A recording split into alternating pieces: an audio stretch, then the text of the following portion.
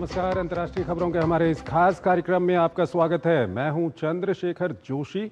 इस कार्यक्रम में हम आपको इस वक्त की बड़ी अंतर्राष्ट्रीय खबरें बताते हैं, साथ ही दो बड़ी खबरों पर अपने विशेषज्ञ मेहमान के साथ चर्चा भी करते हैं।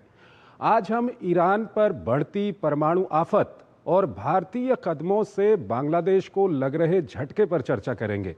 कार्यक्रम के अंत में आज की कुछ और महत्वपूर्ण अंतर्राष्ट्रीय खबरें आपको बताएंगे, लेकिन आइए सबसे पहले आपको दिखाते हैं इस वक्त की अंतर्राष्ट्रीय हेडलाइंस। भारत जापान साझेदारी और मजबूती की ओर, प्रधानमंत्री मोदी और जापानी समकक्ष इशिबा ने 15वें भारत जापान वार्षिक शिखर सम्मेलन में लिया हिस्सा। दोनों देशों के बीच कई अहम करार। जापान भारत में करेगा 10 ट्रिलियन येन का निवेश।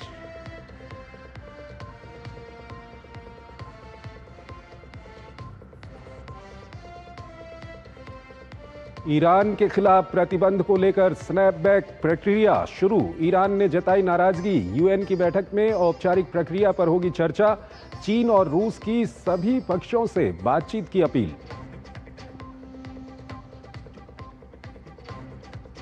थाईलैंड की संवैधानिक अदालत ने निलंबित प्रधानमंत्री पेंटोक्टान शिनावात्रा को किया बर्खास्त, कैबिनेट को किया भंग।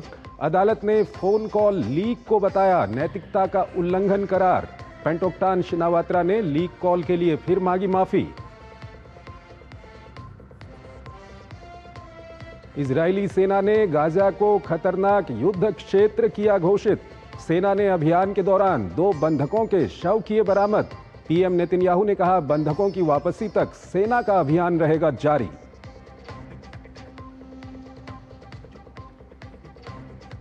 अफगानिस्तान ने नंगरहार और खोस्त पर हवाई हमलों को लेकर पाकिस्तानी राजदूत को किया तलब। पाकिस्तानी हमले को बताया संप्रभुता का उल्लंघन। बमबारी जारी रहने पर दी परिणाम भुगतने की चेतावनी।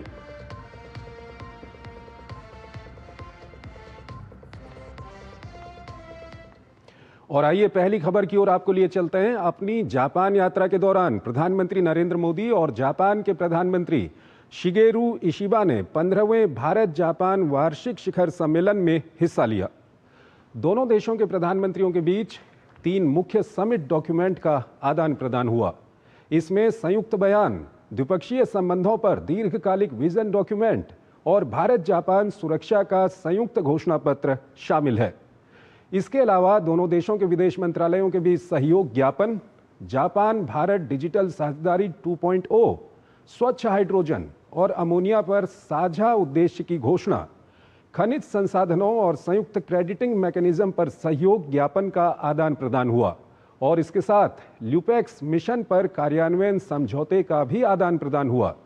प्रधानमंत्री नरेंद्र मोदी ने कहा कि दोनों देशों ने वार्षिक शिखर सम्मेलन के दौरान विशेष रणनीतिक और वैश्विक साझेदारी में नए और सुनहरे अध्याय की मजबूत नींव रखी है।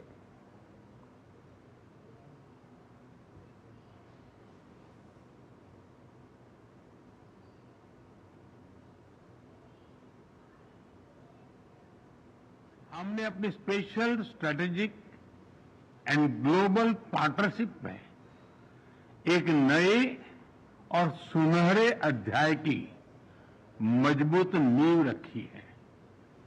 हमने अगले दशक के लिए एक रोडमैप बनाया है। हमारे विजन के केंद्र में investment, innovation, economic security, environment, technology, health, mobility, people to people exchanges and state prefecture partnership, ये प्रमुख बातें हैं। हमने अगले 10 वर्षों में जापान से भारत में 10 ट्रिलियन येन निवेश का लक्ष्य निर्धारित किया है। और आइए अब आपको अगली खबर की ओर लिए चलते हैं। ईरान के परमाणु कार्यक्रम को लेकर ईरान की परमाणु फैसिलिटीज पर इजराइल और अमेरिका के हमलों के बाद अब फिर ईरान की मुसीबत बढ़ने जा रही है। 2015 से पहले ईरान पर लगे कई आर्थिक प्रतिबंध दोबारा ईरान पर लग सकते हैं। इसके लिए 3 देशों फ्रांस, जर्मनी और ब्रिटेन ने संयुक्त राष्ट्र सुरक्षा परिषद का दरवाजा खटखटाया है। हालांकि ईरान रूस और चीन की मदद से इस परेशानी से बचने की बात कह रहा है। आइए आपको एक रिपोर्ट दिखाते हैं और उसके बाद इस पर अपने विशेषज्ञ मेहमान के साथ चर्चा करेंगे। कई दौर की वार्ता और फिर संयुक्त राष्ट्र की परमाणु निगरानी एजेंसी के साथ पूरी तरह सहयोग नहीं करने के कारण आखिरकार 3 यूरोपीय देशों E3 ने ईरान पर प्रतिबंधों को बहाल करने के लिए संयुक्त राष्ट्र सुरक्षा परिषद पहुंच गए। फ्रांस, जर्मनी, ब्रिटेन ने गुरुवार को ईरान पर संयुक्त राष्ट्र के प्रतिबंधों को फिर से बहाल करने की प्रक्रिया शुरू कर दी है। E3 देशों के इस कदम से स्नैपबैक तंत्र सक्रिय हो जाएगा। अगर इस दौरान E3 देशों की ईरान के साथ कोई सहमति नहीं बन पाती है तो अगले 30 दिनों में प्रतिबंध खुद ब खुद लागू हो जाएंगे। 2015 में E3 देशों ने अमेरिका, चीन और रूस के साथ मिलकर ईरान के साथ एक ऐतिहासिक परमाणु समझौते पर हस्ताक्षर किए थे। इस समझौते को संयुक्त व्यापक कार्य योजना JCPOA के नाम से जाना गया। इसके तहत यूएन ने तेहरान को परमाणु कार्यक्रम को सीमित करने के बदले कुछ आर्थिक प्रतिबंधों में राहत दी थी। यूएन के प्रस्ताव 2231 में एक खंड ऐसा भी जोड़ा गया कि अगर कोई पक्ष समझौते का पालन नहीं करता है तो स्नैपबैक तंत्र के तहत प्रतिबंधों को वापस लगाया जा सकता है। हालांकि इस स्नैपबैक तंत्र की समय सीमा 18 अक्टूबर को समाप्त हो रही है। इस अवधि के निकल जाने के बाद संयुक्त राष्ट्र के प्रतिबंध स्थायी रूप से हटा दिए जाएंगे। अब E3 देश चाहते हैं कि इसकी समय सीमा को बढ़ा दिया जाए। दरअसल 2018 में अमेरिका एक तरफा तौर पर इस समझौते से बाहर हो गया तो कुछ दिनों के बाद ईरान ने समझौते की शर्तों से पलटना शुरू कर दिया। कई रिपोर्टों में ऐसा दावा किया गया कि ईरान परमाणु बम बनाने के बेहद करीब पहुंच गया है। हालांकि ईरान ऐसे आरोपों का बार बार खंडन करता रहा है। अमेरिकी राष्ट्रपति डोनाल्ड ट्रंप के सत्ता में वापस लौटने के बाद वाशिंगटन ने परमाणु कार्यक्रम के मुद्दे पर कई दौर की वार्ता की, लेकिन यह बैठक बेनतीजा रही। इजराइल ईरान के परमाणु कार्यक्रम को लेकर लगातार अपने लिए खतरा बताता रहा है। आखिरकार इसी साल जून में इजराइल ने ईरान पर बड़ा हमला बोल दिया। अमेरिका भी इजराइल के समर्थन में कूद पड़ा। ईरान के परमाणु संयंत्रों पर भीषण हमला कर भारी नुकसान पहुंचाने का दावा किया। इसके बाद ईरान ने IAEA के लिए अपने दरवाजे ये कहते हुए बंद कर दिया कि एजेंसी अमेरिकी हमलों की निंदा करने में विफल रही है। E3 देशों की अर्जी पर विचार करने के लिए शुक्रवार को UNSC ने बैठक बुलाई है, लेकिन तेहरान का कहना है कि इन देशों के पास इसका अधिकार नहीं है, जबकि चीन और रूस उसके साथ खड़े हैं। ईरान ने EU से कहा है कि अगर पश्चिम खुले मन से आए तो वो निष्पक्ष और संतुलित परमाणु वार्ता बहाल करने के लिए तैयार है। इस बीच इजराइल ने E3 देशों के कदम का स्वागत करते हुए ईरानी परमाणु कार्यक्रम को दुनिया के लिए खतरा बताया है। और इस खबर पर बात करने के लिए हमारे साथ जुड़ रहे हैं doctor Zakir Hussain, middle east expert हैं। उनसे हम बात करेंगे। डॉक्टर हुसैन, बहुत बहुत स्वागत है आपका हमारे इस कार्यक्रम में। डॉक्टर हुसैन, हमने ये रिपोर्ट दिखाई किस तरह से जो 3 देश हैं, यूरोप के देश हैं, वो ईरान की मुश्किलें एक बार फिर बढ़ा सकते हैं। क्या कुछ आपकी प्रतिक्रिया? देखिए, E3 जिसे कहते हैं, इसमें 3 मेंबर हैं जो 2015 में जो एग्रीमेंट साइन किया गया था, उसमें P5+1 जर्मनी था। तो इन लोगों ने फिर से ये देखा कि ईरान शायद जो है फिर से न्यूक्लियर वेपन बनाने की होड़ में लगा हुआ है, तो इसलिए इन्होंने ये प्रपोज़ल दिया है कि 30 दिन के अंदर इसका एक्सटेंशन किया जाए, अदरवाइज़ ईरान के ऊपर सैंक्शन फिर लगेगा। तो अगर जो है हम लीगल तौर पे देखें तो E3 का कोई औचित्य नहीं बनता है, क्योंकि जब तक पांचों P5+1 जो जर्मनी था, ये लोग जो है मिल के काम नहीं करते हैं, तब तक ऐसा लगता नहीं है। लेकिन जो है फ़िलहाल हम ये देख रहे हैं कि इंटरनेशनल ऑर्डर जो है अमेरिकन कंट्रोल में है, तो ये लगाया जा सकता है। लेकिन फिर वही बात आती है कि इसमें रशिया और चाइना किस तरीके से बिहेव करते हैं, क्योंकि UN के जो 15 मेंबर हैं, इसमें 9 मेंबर का वोट लगाना ज़रूरी है, जिसमें जो है कोई भी वीटो ना करे, 5 जो वीटो पावर नेशंस हैं। तो सिचुएशन बड़ी ही कॉम्प्लिकेशन है, लेकिन हालात ऐसे लग रहे हैं कि 30 दिन होने से पहले ही जो है इजराइल फिर से जो है एक अटैक करने के मूड में नज़र आ रहा है, जैसा कि उसने जो है अमेरिका के साथ जो निगोशिएशन हो रहा है, छठे दौर के निगोशिएशन से पहले ही उसने 1 दिन 2 दिन पहले ही अटैक कर दिया था।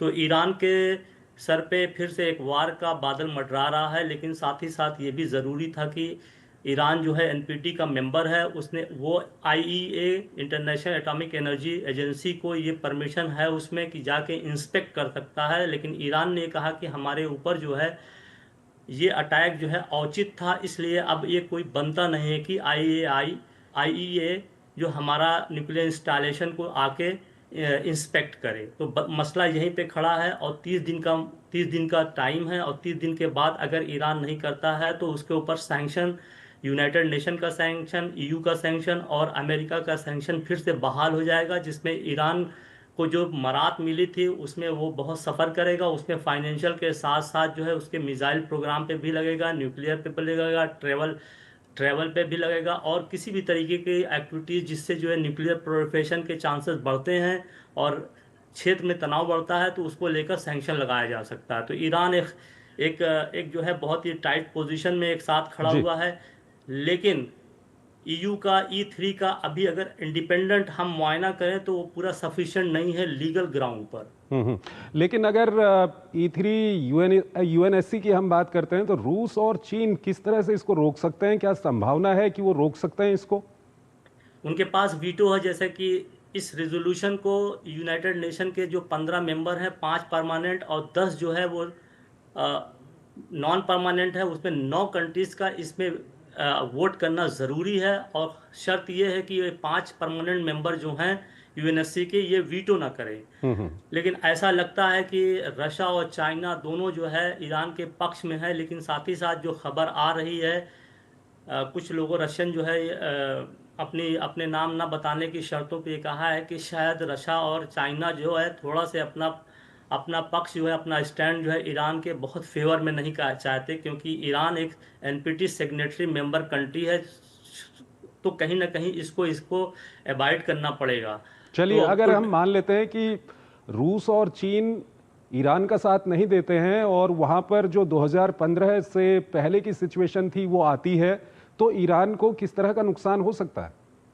उसके ऊपर सैंक्शन लगाया जा सकता है। अमेरिका का जो रोल है, ट्रम्प 2018 से इस डील से निकल गए थे। उन्होंने कहा था कि ये वर्स्ट डील एवर साइंड, सबसे बुरी मतलब डील है जो अब तक की साइन की गई है, ये कह के 2018 से निकल गए। तो लीगली जो है अमेरिका का कोई इसमें हस्तक्षेप करने का मतलब बनता नहीं है। लेकिन ट्रम्प जिस तरीके से ईरान के ख़िलाफ़ हैं, ईरान को कहा है कि ये न्यूक्लियर वेपन डेवलप नहीं कर सकते हैं, ये पूरे रीजन और पूरे विश्व के लिए ख़तरा है, तो वो एक्शन भी ले सकते हैं, मोबिलाइज भी कर सकते हैं। लेकिन वर्ल्ड के हालात को देखते हुए ऐसा लगता नहीं है कि ट्रम्प जो है एक तरफा कोई डिसीजन लेंगे।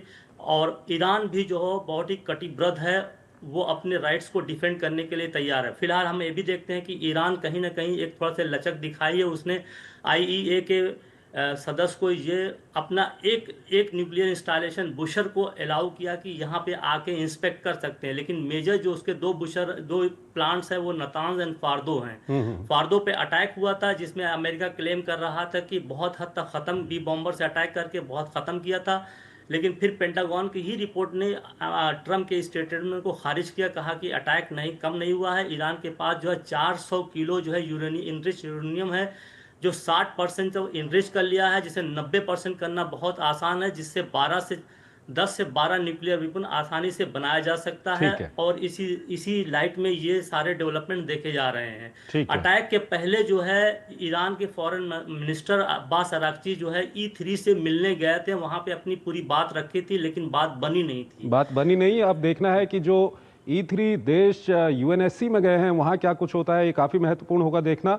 डॉक्टर हुसैन, बहुत बहुत धन्यवाद आपका हमारे इस कार्यक्रम में जुड़ने के लिए और अपने इस महत्वपूर्ण विश्लेषण को हमारे दर्शकों तक पहुंचाने के लिए। एक छोटा सा ब्रेक लेते हैं, उसके बाद एक और महत्वपूर्ण खबर।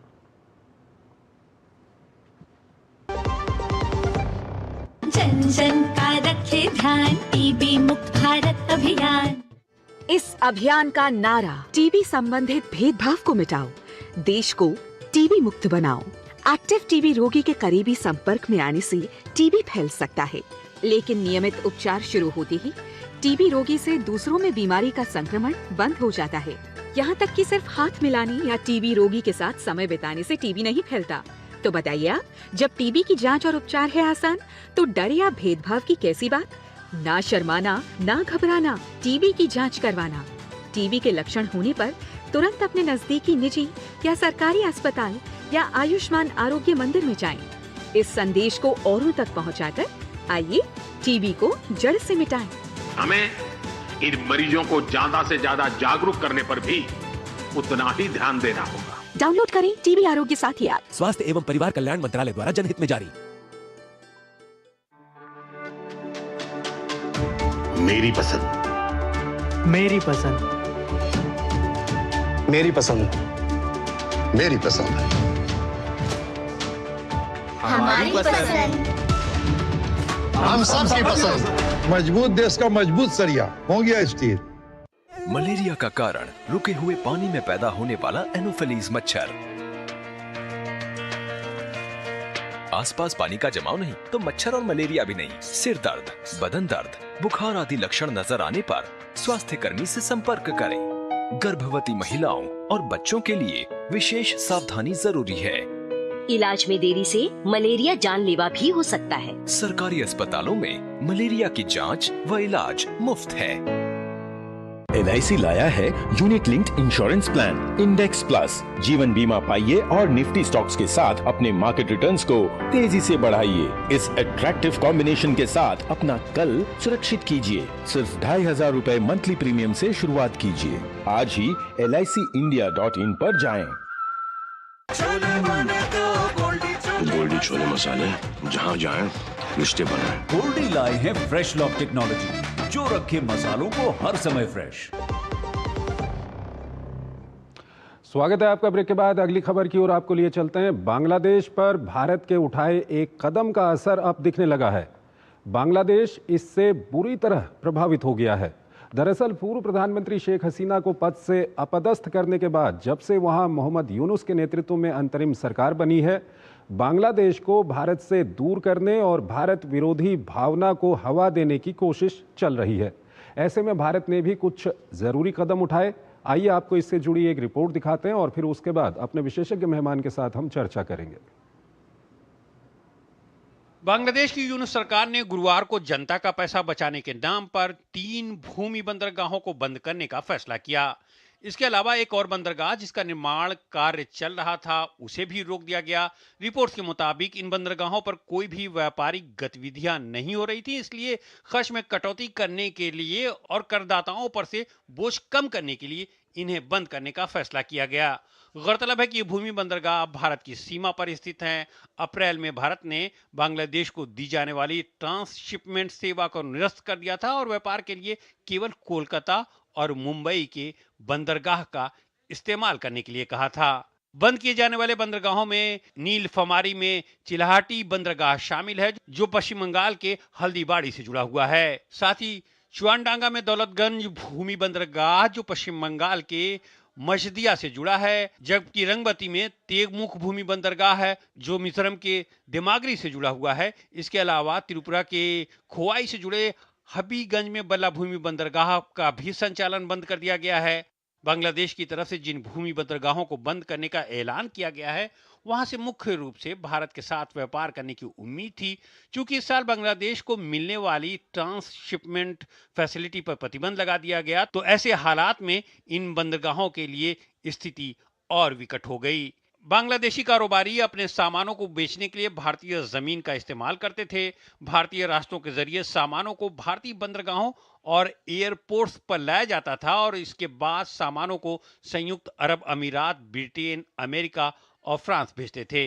लेकिन मुख्य भूमि बंदरगाह पर प्रतिबंध लगने के बाद अधिकांश आयात अब समुद्री मार्ग से होने से परिवहन लागत बढ़ गई है। ग्लोबल ट्रेड रिसर्च इनिशिएटिव के अनुसार भारत की ओर से बांग्लादेश से कई आयातों पर प्रतिबंध लगाने से पड़ोसी देश को 6600 करोड़ रुपए का नुकसान उठाना पड़ रहा है। और इस खबर पर ज्यादा बात करने के लिए हमारे साथ जुड़ रही हैं वीना सीकरी, बांग्लादेश में पूर्व भारतीय उच्चायुक्त रह चुकी हैं। वीना जी, बहुत बहुत स्वागत है आपका हमारे इस कार्यक्रम में। वीना जी, बांग्लादेश में जब से हमने परिवर्तन देखा, बांग्लादेश ने कोशिश की भारत से अपने संबंध बिगाड़ने की और भारत ने भी कुछ कदम उठाए। ट्रांसशिपमेंट फैसिलिटी खत्म करने की हम बात करें तो उसका असर कहीं ना कहीं अब दिखने लगा है बांग्लादेश में। सबसे पहले तो मैं कहूँ कि जब से ये सरकार आई है, इंतरिम सरकार जरूर इसको कहते हैं, लेकिन ये एक अनकॉन्स्टिट्यूशनल और इलिजिटिमेट सरकार है। जब से ये आई है, इन्होंने भारत विरोधी भावनाओं को बड़े ही ज्यादा बढ़ावा दिया है और लगातार ये करते आए हैं। सबसे पहले तो आपको पता है कि भारत और बांग्लादेश के बीच बायलैटरल ट्रेड तो बहुत ही अच्छा चल रहा था, और ये बात सही है कि भारत की जो एक्सपोर्ट्स बांग्लादेश में थी वो बहुत ज़्यादा थी उसके बनस्पत जो बांग्लादेश की एक्सपोर्ट भारत को हों। लेकिन ये सबसे ज़रूरी बात जानना ये है कि जो भारत की एक्सपोर्ट बांग्लादेश को थी, जैसे कि cotton yarn, man made yarn, pharmaceuticals, textile machinery, ये सब चीज़ें बांग्लादेश की अपनी इंडस्ट्रीज में वैल्यू एडेड करके अब बांग्लादेश की एक्सपोर्ट्स तीसरे देशों में जाती थी, और इससे बांग्लादेश की रेडीमेड गारमेंट्स के एक्सपोर्ट में बड़ा फायदा होता था, क्योंकि उनको ये सब चीज़ें बिल्कुल सही समय पर और बिल्कुल ठीक दामों में मिलती थी भारत से। लेकिन सबसे पहले बात जो बांग्लादेश ने की, ये सरकार, यूनुस की सरकार ने की, कि उन्होंने कहा कि भारत से हम ये इम्पोर्ट बंद करेंगे, सिर्फ हम लोग सी रूट से अलाउ करेंगे और लैंड पोर्ट्स को हम इस्तेमाल करने नहीं देंगे। तो ये जब से उन्होंने ये शुरुआत की तो बांग्लादेश के फैक्ट्रीज पे सबसे बुरा असर पड़ा, क्योंकि इसका मतलब ये हुआ कि जो चीज़ें उनको 2-3 दिन, मैक्सिमम 6-7 दिन, एक हफ्ते के अंदर अंदर मिल जाती थी, भारत के किसी भी कोने से लाके वो ठीक समय बांग्लादेश में पहुंच जाती थी, और उनके फैक्ट्रीज में इस्तेमाल होके उनके एक्सपोर्ट्स, उनके जो एक्सपोर्ट ऑर्डर्स थे उनको सही समय पे कंप्लीट करने में बहुत सुविधा होती थी। लेकिन जब से ये उन्होंने पाबंदी लगाई तो तब से बांग्लादेश की फैक्ट्रीज बंद होने लगी, क्योंकि ऑल्टरनेटिव सोर्सेज बांग्लादेश की सरकार यूनुस कहते हैं हाँ आप पाकिस्तान से मंगाइए, आप तुर्की से मंगाइए, आप ब्राज़ील से मंगाइए, अमेरिका से मंगाइए, लेकिन जहाँ से भी आप मंगाएंगे 2-3 हफ्ते तो लगेंगे ही, ट्रांसपोर्टेशन की कीमत ज़्यादा होगी। तो इंडिविजुअल एक्सपोर्टर्स बांग्लादेश की बहुत उनमें नेगेटिव असर पड़ा, उनकी फैक्ट्रीज बंद हो गई, अनएम्प्लॉयमेंट बढ़ा, प्राइसेस बढ़ गई, तो वहाँ के लोग बहुत सफ़र कर रहे हैं जब से ये यूनुस की सरकार आई है। और अब जो है मुझे लगता है कि वो पीपल टू पीपल कॉन्टैक्ट्स भी बंद करना चाहते हैं, और वो ये कोशिश उनकी है कि जो आदान प्रदान था बांग्लादेश और भारत के बीच, लोग आते थे जाते थे, और उसमें ये लैंड पोर्ट्स का हाथ, ये सुविधा बहुत बड़ी थी, क्योंकि कहीं भी आप हो बांग्लादेश में, आप नियरेस्ट लैंड पोर्ट में जाके, एक बार आपके पास वीज़ा है तो आप नियरेस्ट लैंड पोर्ट से जा सकते थे। और अब जो उन्होंने ये लैंड पोर्ट बंद कर दिए हैं, आप देखेंगे कि आदान प्रदान बहुत कम हो जाएगा। अब देखिए खुलना डिस्ट्रिक्ट में जो नादिया डिस्ट्रिक्ट। वीना जी, समय कम है आज हमारे पास, बहुत बहुत शुक्रिया आपका, काफ़ी विस्तार से और काफ़ी अच्छी तरह से आपने इस खबर का विश्लेषण हमारे दर्शकों तक पहुंचाया। एक छोटा सा ब्रेक लेते हैं, ब्रेक के उस पार आज की कुछ और महत्वपूर्ण अंतर्राष्ट्रीय खबरें आपको बताएंगे।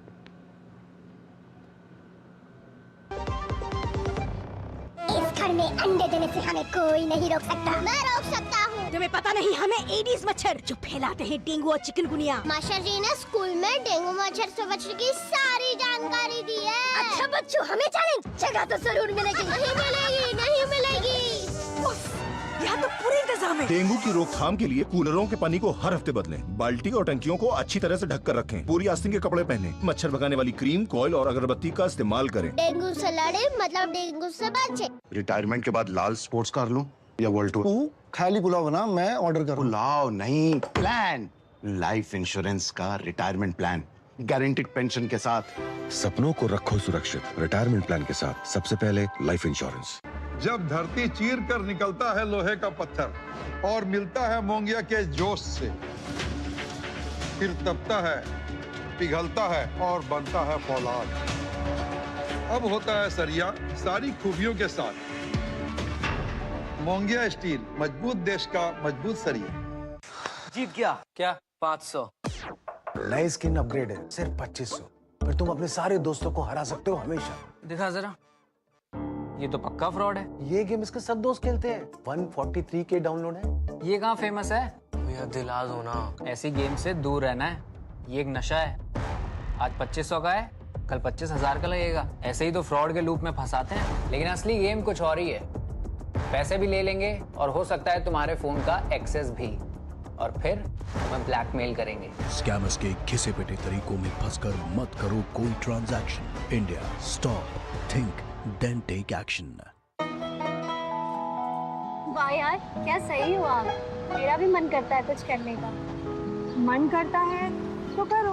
घर की चीजों से टाइम ही नहीं मिलता और हूँ सिर्फ 10वीं पास। आप LIC की बीमा सखी योजना के साथ जुड़ सकती हो। मैं LIC एजेंट बन सकती हूँ? पूरी ट्रेनिंग भी मिलेगी, मंथली स्टाइपेंड भी मिलेगा। स्टाइपेंड भी? ऊपर से कमीशन अलग। LIC बीमा सखी योजना से जुड़ने के लिए अपनी नजदीकी LIC शाखा से संपर्क करें। LIC बीमा सखी योजना, अपनी शुरुआत अपने हिसाब से। गोल्डी छोले मसाले, जहाँ जाए रिश्ते बनाए। गोल्डी लाए हैं फ्रेश लॉक टेक्नोलॉजी, जो रखे मसालों को हर समय फ्रेश। स्वागत है आपका। ब्रेक के बाद अंतर्राष्ट्रीय खबरों के हमारे इस कार्यक्रम को हम यहीं पर खत्म करते हैं, लेकिन जाते जाते आपको छोड़ जाते हैं कुछ और महत्वपूर्ण अंतर्राष्ट्रीय खबरों के साथ। आप इन खबरों को देखिए और हमारी पूरी टीम को इजाज़त दीजिए। नमस्कार। पाकिस्तान और अफगानिस्तान में एक बार फिर तनाव चरम पर है। दरअसल पाकिस्तानी एयरफोर्स ने अफगानिस्तान के अंदर घुसकर हवाई हमले को अंजाम दिया, जिसमें कम से कम 3 लोगों के मारे जाने की खबर है।